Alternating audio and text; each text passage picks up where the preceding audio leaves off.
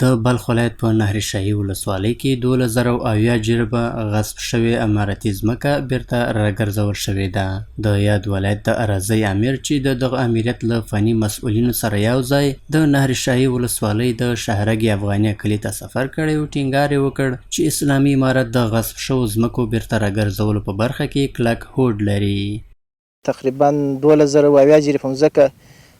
د کوم خلکو د خوا څخه چې غصب شوې وه هغه موږ د غصب څخه خلاص کړل او بیت المال ته مو سپارله.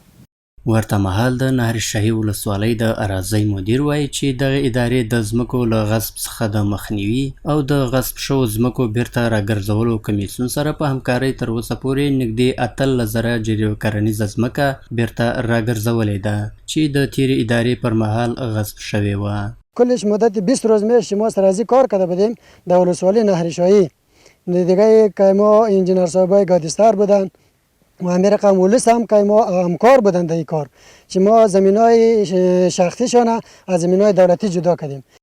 باید وویل شي چې د ځینو زورواکو له لوري د دولتي ځمکو غصبول د تیرې ادارې یو له سترو ننګونو څخه بلل کېده چې د اسلامي امارت په بیا راتګ سره نه یوازې دا چې د ځمکو د غصب مخه ونیول شوه بلکې د غصب شوو ځمکو د بیرته راګرځولو په برخه کې هم د پام وړ ګامونه پورته کړي دي.